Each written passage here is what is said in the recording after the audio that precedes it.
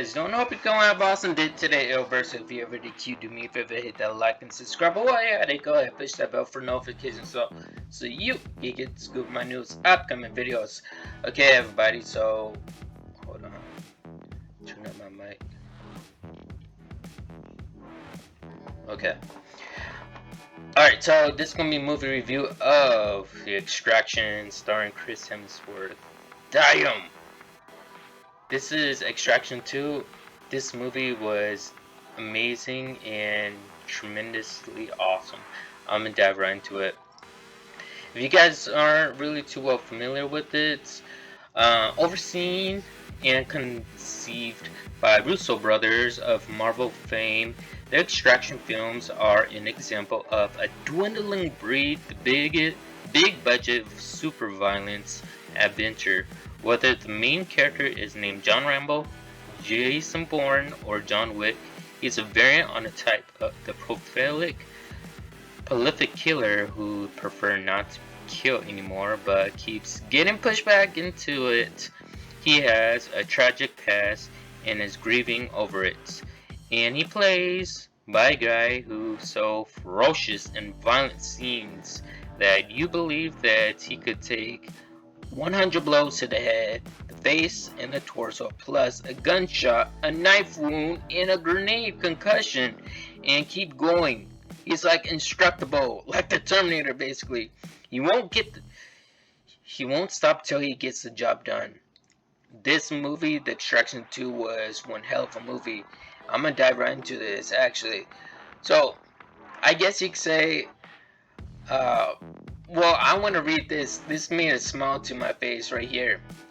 Critic Robert Brian Taylor calls these movies part of the sad action hero canon. Chris Hemsworth is its notable new member. He plays Tyler Rake, a young boy's idea for an action hero name.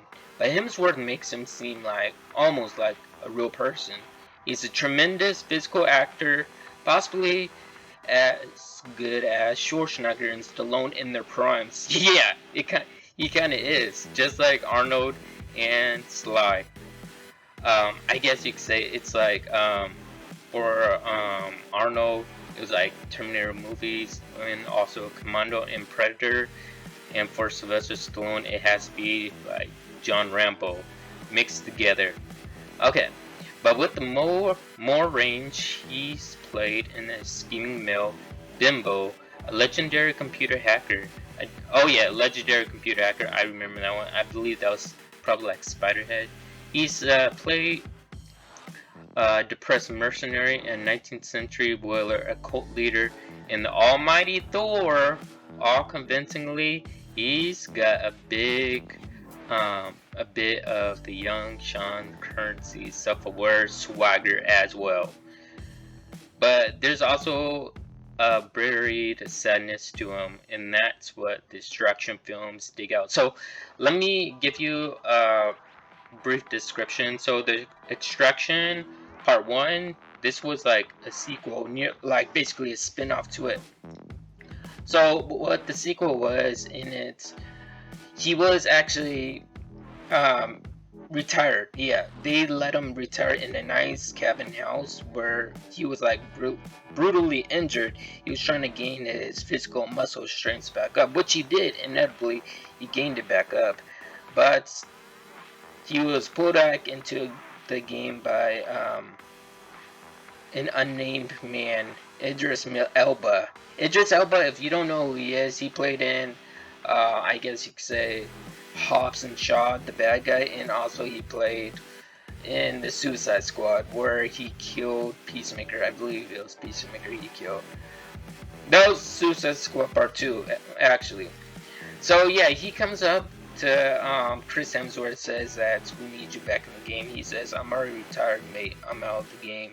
He says, it's about your sister. It's about your wife. Your ex-wife, actually. So his ex-wife calls upon him. She knows that he's the best person to save her sister's life. Her sister is actually in prison. No. She's not a prisoner. Well, technically she is because she's inside a prison. It's her husband. Her husband Well, he's a probably like the twin brother. Both of them are like drug lords, and I guess, damn, where they live at right there. So it's weird. One brother lives outside of the prison. One brother lives inside the prison with his family. Yeah, his wife and his two kids he brought living inside the same prison cell with them. I don't know. That's just kind of weird. Um, why one brother's out and one brother's inside the prison? Maybe he's trying to do something like Wilson Fisk in Daredevil, want to be the shot caller inside the prison. But other than that, yeah, his ex-wife wants her sister to be basically extracted out of the prison, along with the kids, her niece and her nephew as well. But the son feels otherwise. He feels more compelled to join the gang his father is actually in, and his uncle, basically. So that's what Tyler does. Tyler actually extracts them all out of the prison. Except the thing is that once they're in the basement of the prison, the husband comes after him. Yes, they're able to rescue the two children, but the thing is that with her husband, her and Tyler had to kill him together. They both killed him. I'm sorry. It was just one intense, crazy fight and stuff. But yeah, after they killed him, basically, they had to um, go through Gen Pop. Well, I mean, Gen Pop is like go through the main prison, go through the prison yard. There's already kind of a riot that was going on a little bit and stuff, but let's just say that he had to protect her and also fight a lot of the prisoners. Have shanks, some of them have shields, some of them have pillow sheets that are filled up with soap, bars of soap or a lock in it and stuff. There's a mace baton and stuff into it as well. He had to fight his way through almost all of them actually. Um, at one point, they let him pass because they thought that he was like working with one of the drug leader's brothers and stuff. The husband, David, they thought that he was kind of like working alongside with them and stuff. But the thing is that things don't turn out as they plan to because that drug lord's brother, basically, they have connections, like with inside the laws in their countries and stuff. It was one whole take fight throughout the prison. When it was throughout the prison, when they transferred the family into the convoy, that's when the full-on one take fight scene turned into an action-packed I guess you could say a fight scene and a explosive fight scene. Yes, it was insane. It did take place on a train as well, which was insane. The train did flip also. And Chris Hemsworth did say that they did multiple different takes and it took them a long time. Like the director, he was kind of a little picky about certain things. He was like, can we at least just change one little thing? I want you to do another take.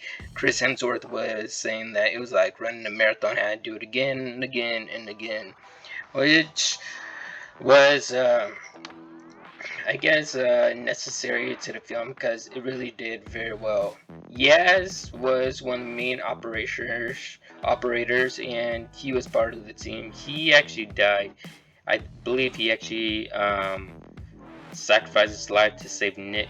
Nick, she was kind of, I guess you could say, how can I say? She was the director of the former movie of the extraction. Like she basically created a whole team for him and helped him out of there. This movie, she was only backing him up and stuff. So the child, they extracted all of them out. As soon as they extracted all of them out, the boy felt conflicted and he wanted to call his uncle. Once he called his uncle said that, okay, tell me where you are and I'll pick you up. He sure did pick him up alright, but there's a bloodbath and stuff, so they had to fight their way out of their own HQ, get inside their extraction chopper, but they had to go from the ground to the building all the way over and over. It's like they had to play cat and mouse and stuff, fighting each other, escaping, fighting each other, escaping. Other than that, Yaz did die. Yaz died, which was inevitably sad. And the kid, he did go to his uncle. He gave away the position, basically where they're at. And he did ask one of the drug lord's right hand man, he said, "Is my uncle going to kill my mother?" And he said that, well, she'd be alive if you wouldn't have called. So yeah, the son, her own child, basically signed a death sentence on his own mother and his sister, his little sister, which is probably like, I say like 6 to 7 years old and stuff. Yeah, they're trying to kill both of them. It's crazy, insane, all because the little boy wanted to be just like his father, being inside a little militia group that had some little power with the authorities inside um, their country, basically, because they're huge drug dealers, drug lords. Other than that, so towards the ending, we got to see the ex-wife because they're both being extracted, and then that's when he gets a phone call from the uncle, the evil uncle. It was the drug dealer, so he said that I have the boy with me. He attached C4 onto the boy, and he said, "Come get me." Tyler does not run from a fight. He called him out. He was like, "Okay, you want me? I'm coming." They're on a small little airfield, and let's just say that he brought a thumper with him. Thumper is kind of like a grenade launcher, basically. Over and over, he was blowing up their small little airplane so they won't go anywhere. Blew up their cars and stuff, which was really smart idea. Eventually, he got himself into a pickle where he was shot and he was like bleeding out, leaking and stuff. So he was able to take on the uncle, the drug lord, and he took him out. In the process where he took him out, Nick came and also kind of saved his life a little bit too. She got injured real hurt. Problem is that the police came and they're still, well, basically on his turf, on his territory, so they were sent to jail. Since they were sent to jail, the unknown man, he came up to them, got Tyler out of prison, said, "Well, I have another job for you." And Tyler said, "I'm not leaving, not without Nick." And he said, "I know you'd say that." And she pulled up behind him out of another car. Let's just say there's going to be Extraction 3. And Chris Hemsworth, he wanted there to be an Extraction 3 because that's how much he loved playing the role as Tyler and being inside the movie Extraction 2. It was beautiful, orchestrally magnificent, created, made, and I gotta say, it was one hell of a movie. And I would give it a solid 8 out of 10. For the first one, I would give it a 6 out of 10 because we were like kind of still new to it. The Extraction movies, like, we weren't really too fond well of it. We're like, okay, this is a Chris Hemsworth movie we never actually seen before. We're used to seeing him as like Thor, but this time he's cussing kind of like a sailor and killing people brutally like the Punisher, basically. But other than that, I highly recommend you guys watch it for a good time at night.